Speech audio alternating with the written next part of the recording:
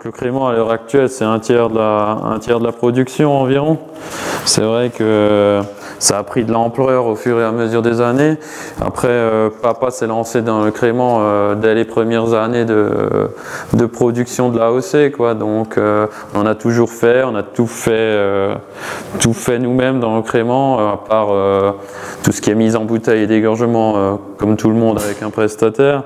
Mais c'est vrai que sinon on s'est équipé dès le départ, quoi, avec les remupales ou voilà. Maintenant, crément, aujourd'hui on a 6 sortes. On va avoir 6 sortes bientôt sur la carte. Donc on a notre crément traditionnel, c'est le crément blanc que je suis en train de servir. Après on a un crément blanc de noir, donc ça c'est un crément issu de pinot noir 100%, vinifié en vin nature sans sulfite ajouté.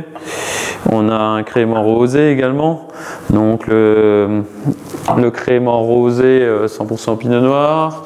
Après on a fait deux c'est pas des créments, c'est des mousseux, on sort de l'AOC, donc des pétillants naturels, méthode traditionnelle quand même, donc un muscat et un Gewürztraminer aussi sur 2020, d'une petite macération pour avoir vraiment le côté rose du Gewürz.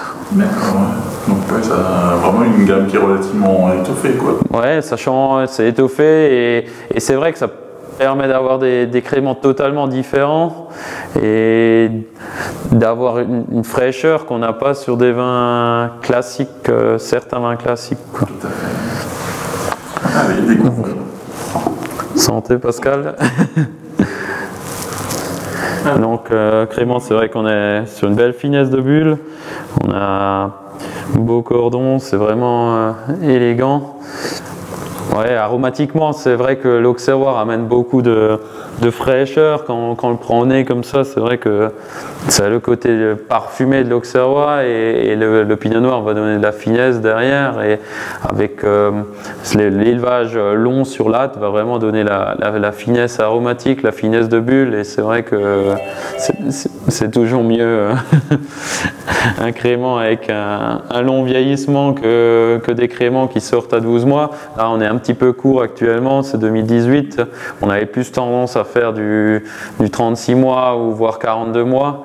La dernière des 6 cuvées que je discutais avant, qu'on parlait avant, c'est un crément haut de gamme qu'on va sortir, donc qui a été mis en bouteille en 2018, qu'on ne compte pas forcément commercialiser avant 2-3 ans pour vraiment avoir crément haut de gamme, quoi. Donc c'est vrai que pour moi, un crément doit au minimum vieillir 24 mois, c'est un minimum, quoi.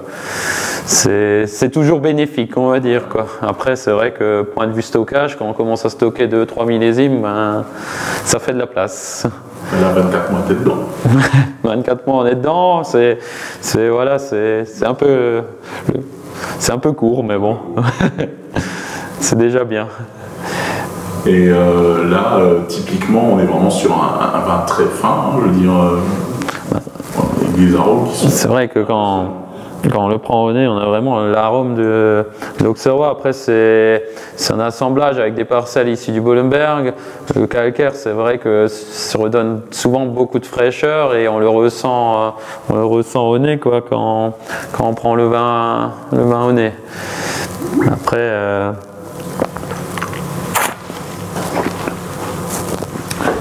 la bouche elle est vraiment marquée par ce côté gras, par ce côté ample. On n'a pas trop de sucrosité dessus, on dose très peu. C'est dosé à 2 grammes. C'est vrai qu'avec le gras de l'Auxerrois et la finesse du pinot noir, ça permet d'avoir des vins assez élégants sans doser trop fort, quoi. Il y a vraiment il y a une belle longueur de bouche, il y a de la finesse et c'est très frais, très... C'est ce qu'on attend d'un crément, quoi, de ne pas être marqué forcément par l'acidité, le côté asséchant, d'avoir une belle fraîcheur et une belle longueur.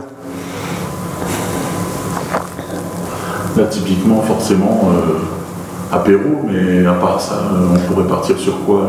Apéro, ou bien après, c'est vrai que ça c'est typique, l'apéro, le dessert, ça reste dans, dans des choses typiques, mais c'est vrai que même sur un fromage de chèvre ou un fondant. Fromage de chèvre frais ou affiné? Frais, mais ça peut être un fromage de chèvre frais chaud, ou des choses comme ça, un croustillant de chèvre. C'est vrai que le côté gras de l'auxerrois va bien se marier avec la chèvre qui est souvent un fromage assez aromatique aussi, quoi. C'est un bel assemblage, quoi. Après,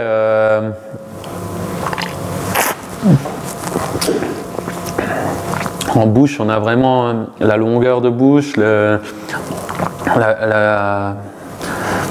côté soyeux, côté très ample, très. Ouais, c'est facile à boire, c'est plaisant et c'est ce qu'on attend d'un bon crémant. Donc, point de vue vinification, depuis 2018, là, on est passé sur de la vendange entièrement en caissette. Donc, c'est vrai que ça permet d'avoir un raisin qui arrive dans le pressoir intact, comme si on l'avait cueilli presque et mis dans le pressoir.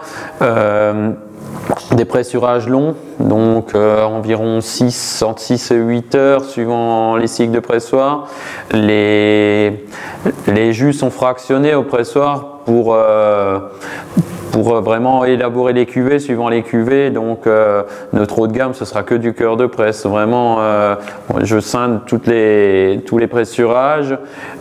C'est levuré avec des levures indigènes, donc on développe quand même un pied de cuve pour que ça parte assez rapidement avec des levures indigènes.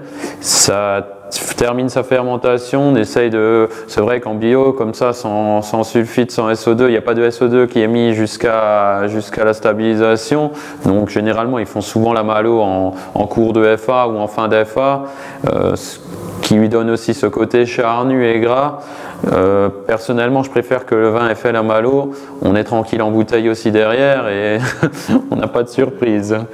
Après, ça nous est déjà arrivé si des vendanges où on rentre des raisins un petit peu trop mûrs ou un petit peu on n'arrive pas à tout vendanger en 5 minutes, ben, quand on rentre des créments à 12,5, ça m'arrive de les arrêter avec du sucre et de garder ce sucre pour la prise de mousse.